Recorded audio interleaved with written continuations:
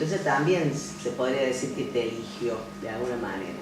Me parece que una persona, por más familiaridad que haya, digamos, que se acerque y te diga, una joven de 20 años, decirte esto, digamos, me parece que desde el vamos ella también te dio como un pie para que vos terminaras ofreciendo de alguna forma, si ustedes quieren, podemos probar, podemos ver.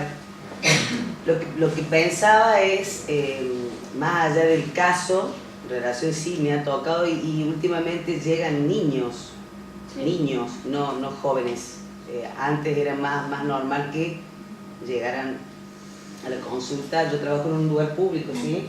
En una zona roja, y generalmente cuando llegan niños llegan derivados por pediatría, ¿sí?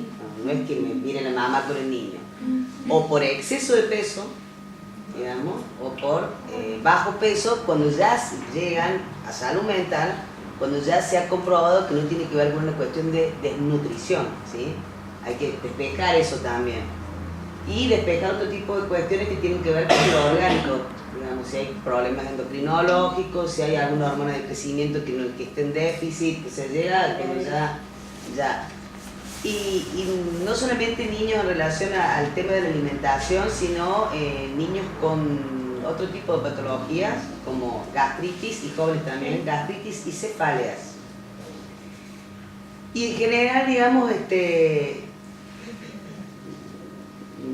bueno, me disparé para otros lados, digamos, no solamente lo de la alimentación, pero me parece que básicamente lo que nosotros desde mi servicio esperamos brindar es, digamos, un espacio donde la gente pueda preguntar, asesorar y después ver si hay, digamos, si tiene que ver con ese niño que está teniendo esta patología o este problema, no patología, porque muchas veces hay que trabajar con los padres sobre esto, digamos, ¿no?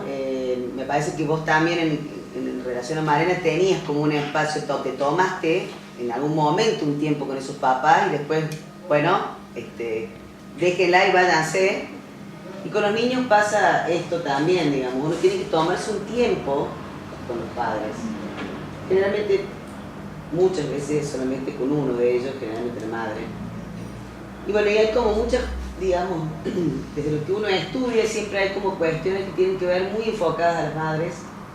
No necesariamente, digamos, hay que ir siempre con ese ahí, digamos, porque acá también había un padre que no estaba en relación a Malena, estaba puesto, digamos, estaba ausente y había alguien que oficiaba de él.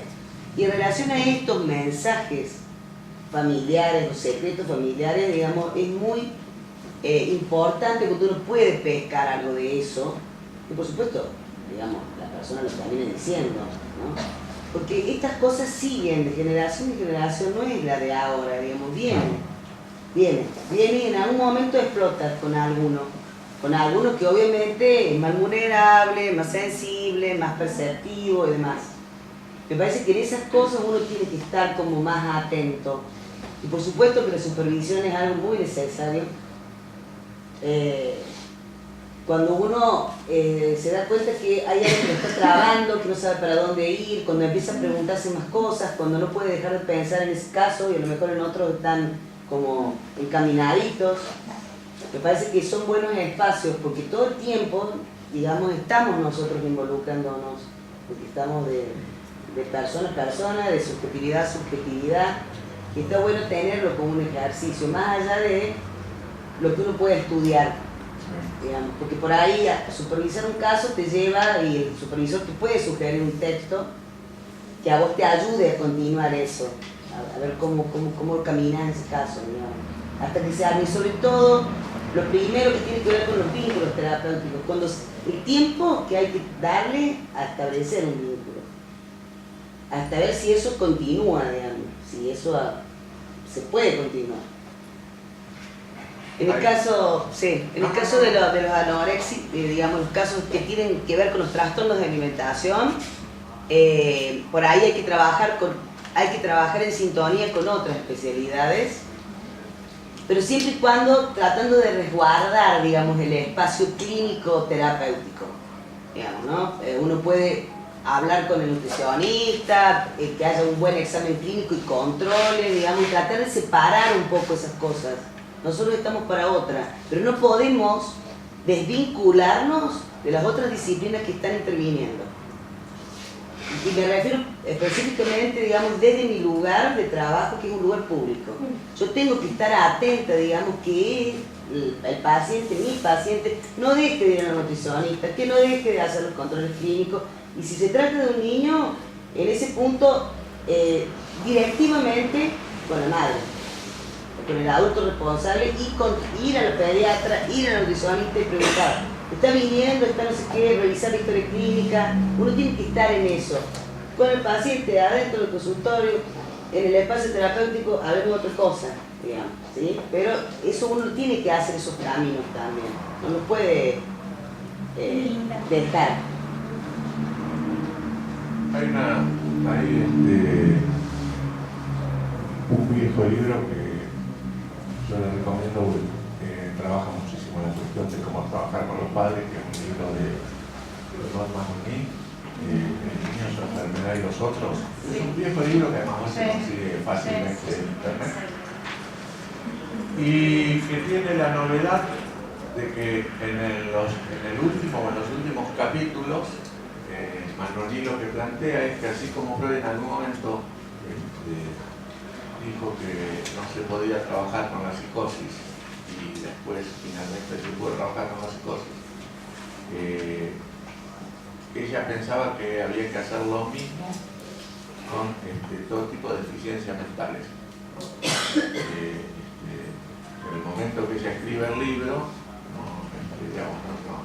no había trabajo psicoanalítico con las deficiencias mentales. Ella decía que sí, que era posible, que era necesario. Y con los años, efectivamente, no siempre, pero hay muchísimos trabajos, más allá de que además hoy estamos como cuestionando bastante severamente los conceptos de discapacidad y de deficiencia, etc. Yo le decía...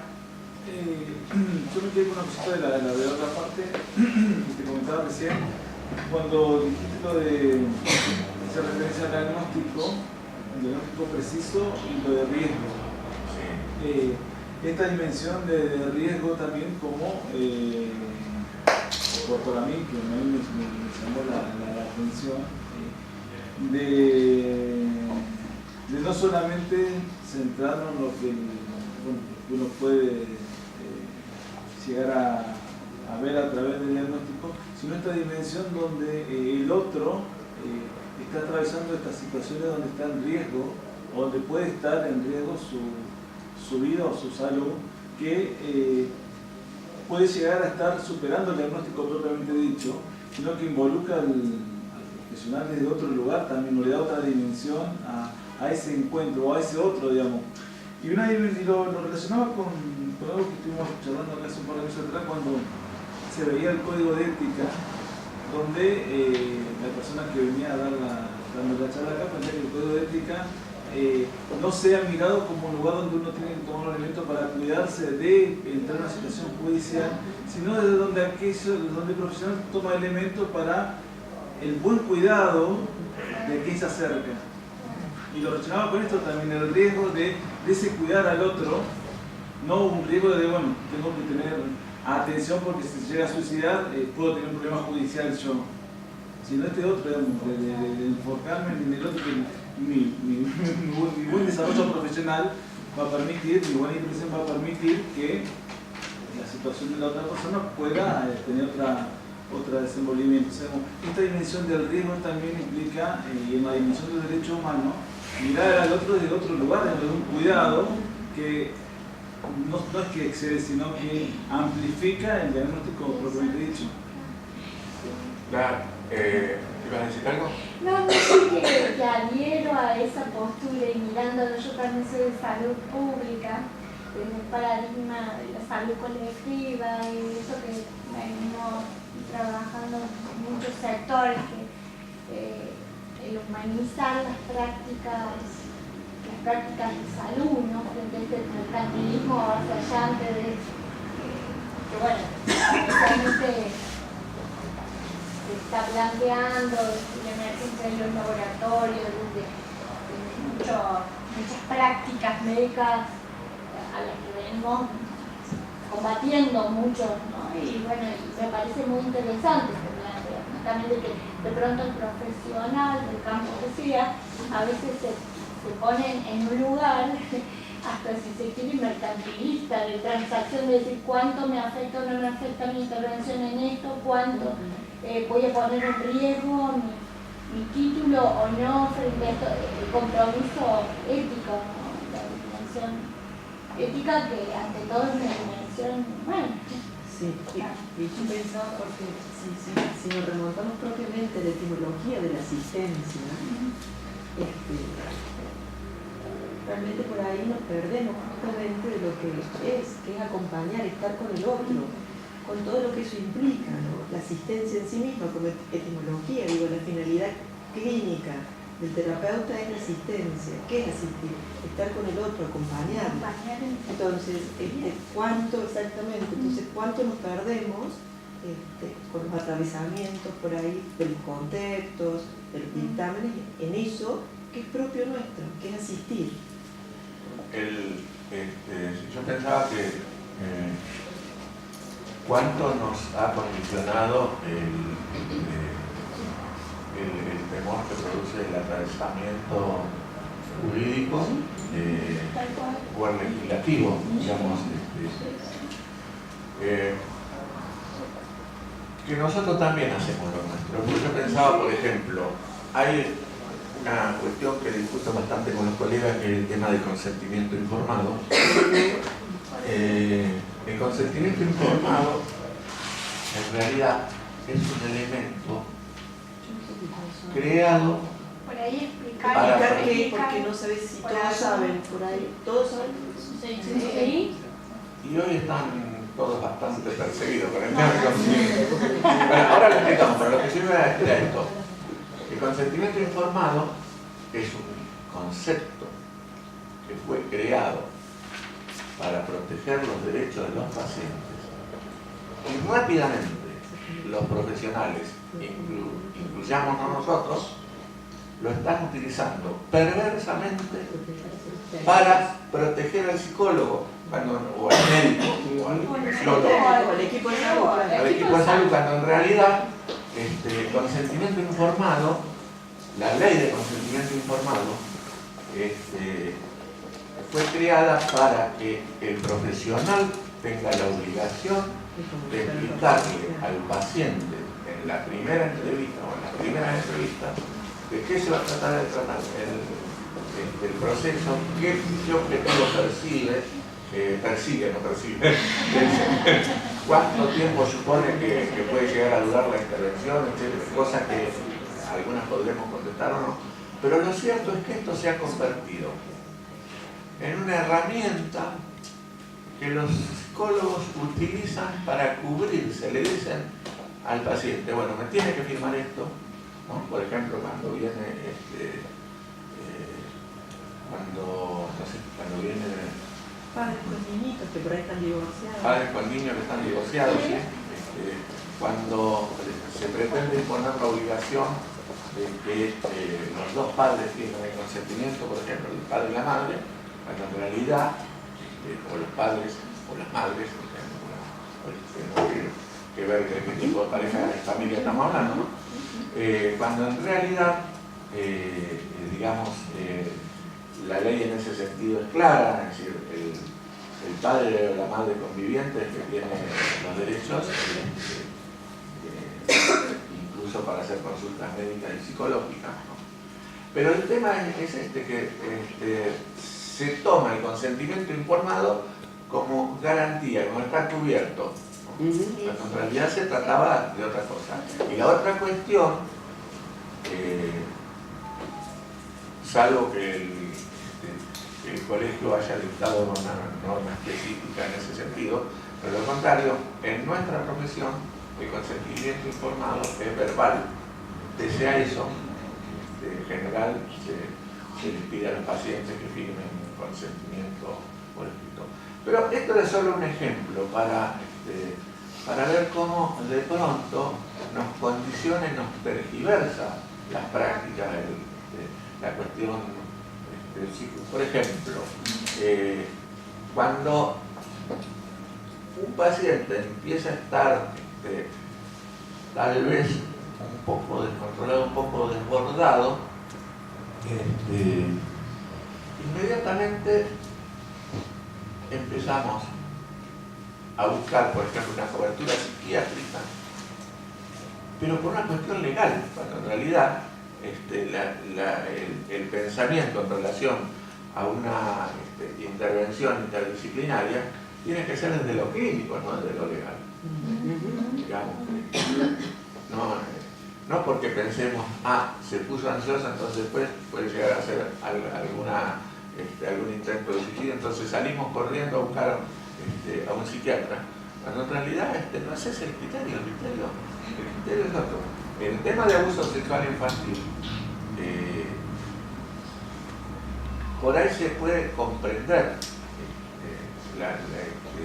la confusión que se ha creado, porque en realidad, digamos, hay redes que efectivamente laburan en la persecución de los colegas que trabajan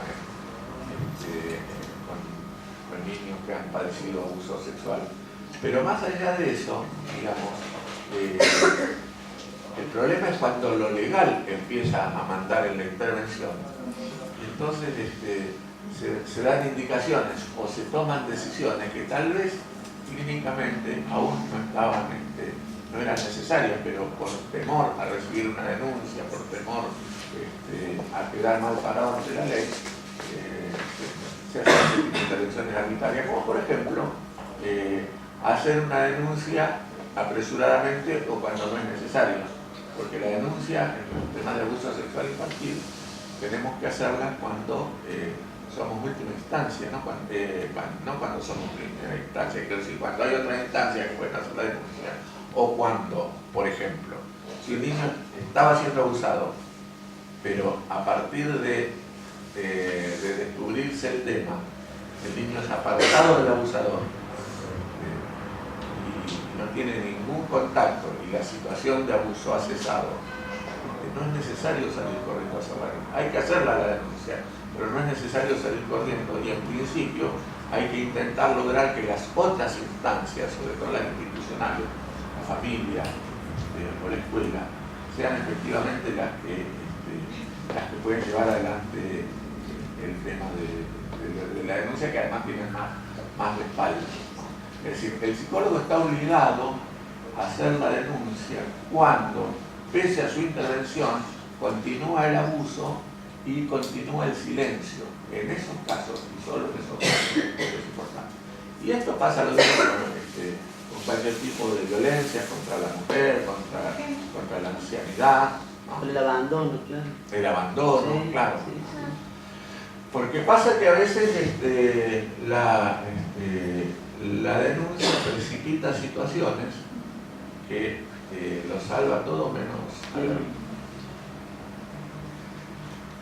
Quería decir algunas cosas sobre la resiliencia, si les parece, ¿sí? Porque es un término que está muy de moda y que me parece que hay que precisarlo para que la aplicación sea adecuada y responda efectivamente a una caracterización terapéutica.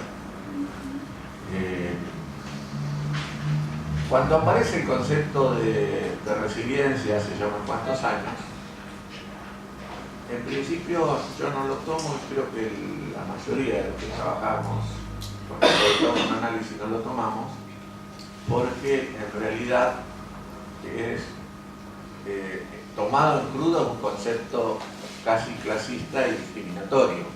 Es decir, el concepto original de resiliencia sería que hay pacientes que pese a pasar por situaciones de extrema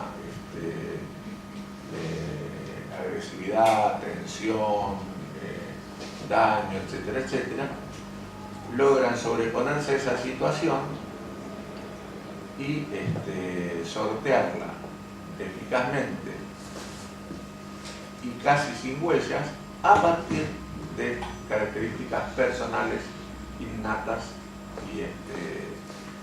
y genéticas. Esto decía el concepto original. En realidad era un concepto que dividía entre los buenos y los malos, más o menos, entre los que naturalmente podían salir de esa situación, entre los otros pobres que necesitaban hacer un montón de procesos y que además igual quedaban dañados. Felizmente después vinieron Cyrulnik, no sé cómo se pronuncia, si se pronuncia así, y Melillo es un psicoanalista argentino, que hicieron una especie de revisión bastante interesante, ¿no? Porque, digamos, ya después el concepto de resiliencia, es bueno decirlo, surgió de los manuales de autoayuda, no tuvo que ver en sus orígenes con procesos terapéuticos, sino de autoayuda. Entonces, la cuestión era, cuando uno padecía una situación muy traumática, buscar dentro de uno si uno tenía o no tenía capacidad de resiliencia. Cuando empezaron los primeros cuestionamientos hacia el concepto, porque se generalizó rápidamente, como todos los conceptos que qué sé yo, no por algo Pilar Sordo soy una de las que más vende libros en Argentina, sino que los estudios son más perversos y autoritarios. Laura Gutman, la cuestión del disfrute de los niños con el abuso sexual infantil. Claro. Pero bueno, pero ojo, esto es otra cosa, porque este concepto pudo ser reformulado. Se reformuló porque los primeros cuestionamientos, lo que empezaron a poner sobre la mesa, era la cuestión que quien hablaba de los resilientes, sin aclarar mucho más, dejaba de lado el tremendo proceso de sufrimiento previo que había tenido la persona, que luego logra salir, aún sin intervención terapéutica, sobreponerse a ese tipo de situaciones. Y además, el grado de daño, aunque equilibrado, que esa persona porta de cualquier manera luego, ¿no? Es decir, logra recomponerse de una situación traumática, pero no sin dolor ni sin huellas, que era de alguna manera el primer decir en relación a eso. La otra cuestión es que cuando Melillo y Cyrulnik, cada uno por su lado, Cyrulnik es con CY, ¿sí? Porque ellos empiezan a investigar casos de supuesta resiliencia. Una de las primeras cuestiones que logran establecer es que en general estos resilientes tenían una referencia importantísima y muy nutritiva a nivel afectivo en su infancia, alguna referencia que podía ser una persona, una institución. Melillo en uno de los casos cuenta la importancia que tuvo una escuela para, no ninguna docente en particular, pero sí una escuela. Y entonces, digamos, lo que se empieza a establecer es que finalmente el concepto de resiliencia, pensado así, no dista demasiado de la serie complementaria freudiana. Es decir, que la resiliencia tiene que ser pensada en ese sentido, es pensada en referencia a un otro que actúa como ayuda, como empuje, como bastón, como escalera, como se le antoje a cada quien, ¿no? Por eso ellos también lo relacionan con la cuestión de algo o alguien que cumpla eficacia en el sentido de función materna y función paterna. Que dicho sea paso, son conceptos que tenemos que revisar por lo menos en su denominación, hoy que tenemos familias de todo tipo de identidades, ¿no? Entonces, a ver si queda claro. No cuestionamos el concepto de resiliencia, sino que cuestionamos el concepto de resiliencia como esta cuestión de establecer que existen personas con cualidades especiales innatas. Lo que evidentemente queda claro es que no se trata de algo innato, sino de algo que ha sido adquirido con el tiempo, aún en situaciones absolutamente adversas, ¿no? Porque esto en los primeros estudios llevó a una clasificación que trajo bastantes problemas, que era la de niños resilientes y niños vulnerables. Esto llegó a aparecer en algunos libros de psicología infantil, cuando en realidad no se trata de niños resilientes o de niños vulnerables, sino de niños en situación de resiliencia o niños en situación de vulnerabilidad. Lo contrario es una nueva cara del etiquetamiento, de la estigmatización. La otra cuestión que trae Cyrulnik cuando decide que hay que rescatar ese concepto es el concepto de relato,